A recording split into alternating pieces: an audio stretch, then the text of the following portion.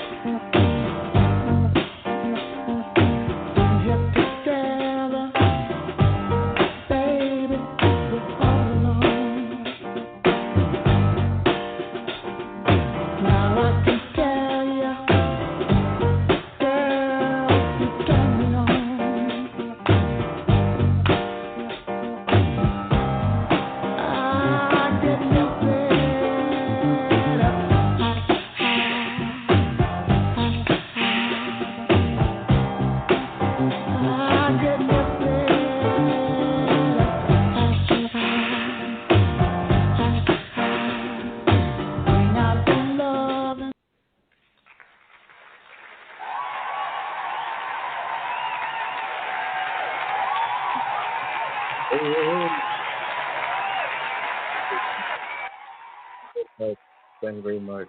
Appreciate it, ladies and gentlemen. Thank you. Appreciate it. You're listening to Baltimore's Talker Live. I'm your host, Dr. Q. Co-host is Aaron Green. Unfortunately, Green will not be with us this evening for some family misfortune. He will probably be joining us tomorrow to explain. And I hope he does a good job of explaining without putting a bunch of sugar on it. I don't like people to sugarcoat things. Just say what it is, let it be what it's going to be, And freedom of speaking the truth into power will make you free. And that's all you can do. Just speak it, let it out, and keep it moving. I have a gist of what it is, but it's not my place to say. So today we're going to talk about I'm sick and tired. And what we're sick and tired of. Someone sent me a video of Rashad Brooks.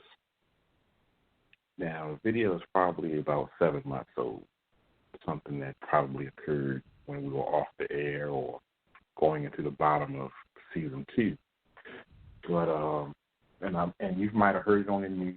I don't live in Atlanta, but it happened in Atlanta, Georgia, and it was a fatal shooting. And I don't want to jump the gun, but it's something that's just on the tip of my iceberg, and I just got to talk about it, or I just can't be me. So we're going to start with that. I'm sick and tired. I'm sick and tired of blacks getting into office, and the first thing they do is ask, what does Whitey want? Here we have the lowest in Baltimore City, the lowest grade point average in the school system. The COVID that took everything from sugar to shit. And not only is 60 below a standard of passing, you got people getting 40s and just passing them along with 40s and 30s because the computer is not self-sufficient to teach you anything. Even as an adult, we take seminars with the school bus industry, and they have us watching a stupid-ass video and then answering some questions at the end of the video. I think it's boring and tedious. I'd rather have a live classroom session, show the slides, sign my name for being there, and get the hell out. Don't hold me accountable for the bullshit that you're trying to teach me. Teach it like a wet sponge. Throw it and see if it sticks. That's it. That's all you can do. Don't give me the material and say, here, take a test on it, and see what you know. I might not know shit, you know. You set me up for the humble. It's not my job to know it. It's your job to teach it. Through my experience, I shall know it. Can't get no experience out of reading. You either know it or you don't. If I'm saying that in school my whole life, you either know it or you don't. If you know it, it's easy. If you don't know it, it's hard. And you're setting these children up for failure. Now you got this gay mayor sitting up in the mayor's office talking about my leadership, my. You know, you don't know if it's Johnny Gill, my, or is it the Four Tops? Don't know what's going on.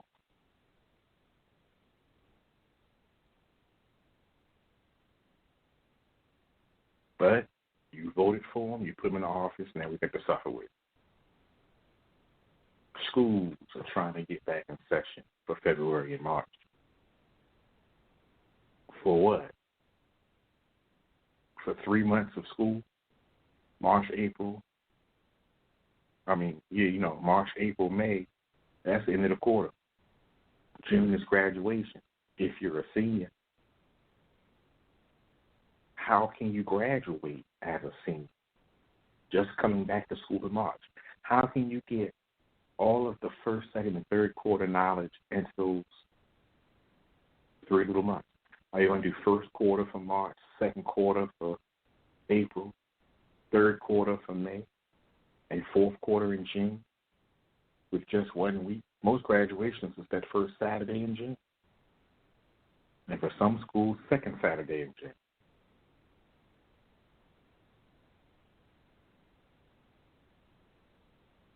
And whether you have graduation during the week, I don't know.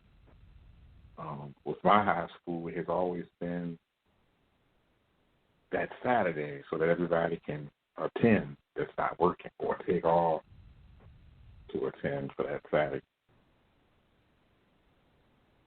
And it's a Saturday well spent to graduate and then go to IHOP or an all-you-can-eat or something like that. Great. But, you know, I'm just sick and tired of all the black needs being swept under the rug.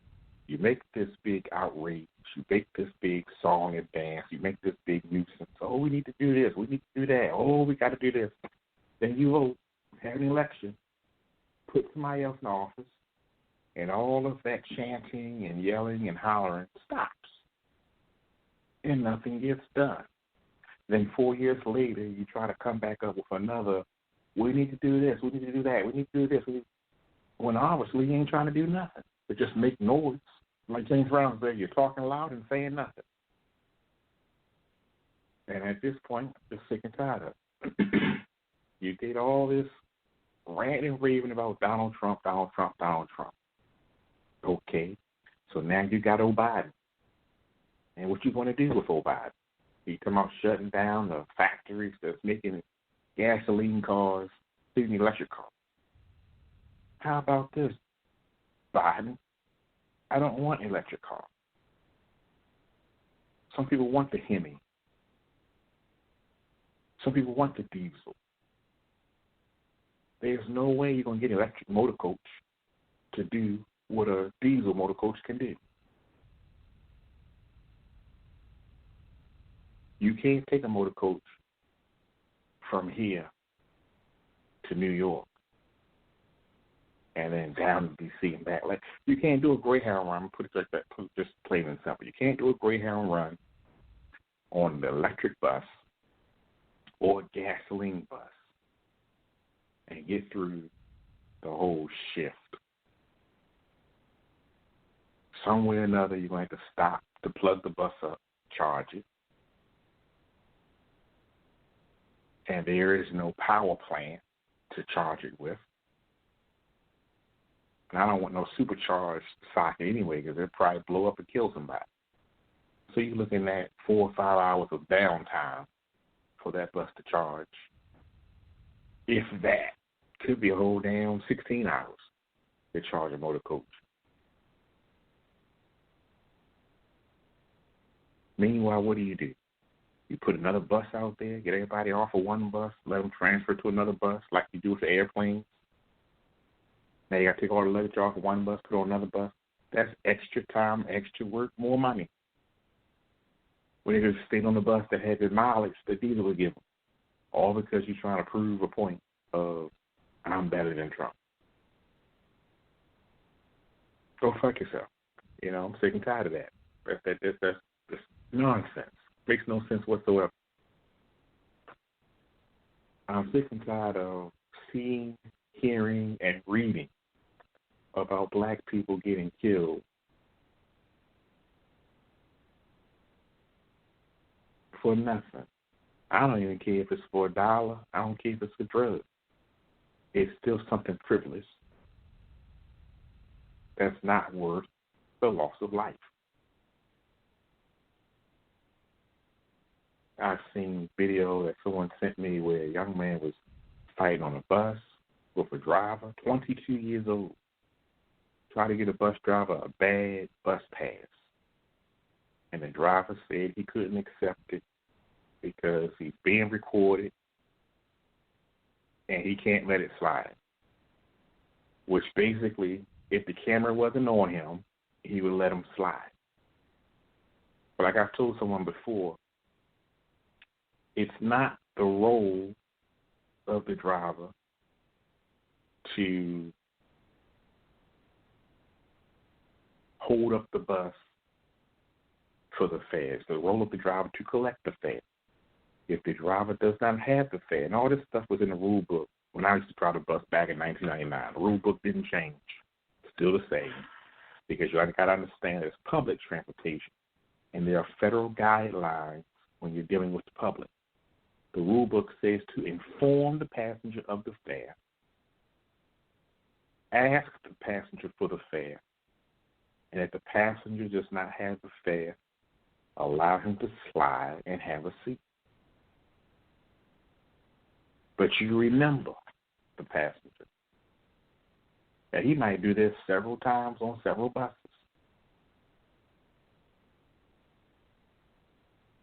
But you let him slide that one time on your bus. Don't matter about nobody else. Just know that the next time he rides your bus, he would have the proper fare.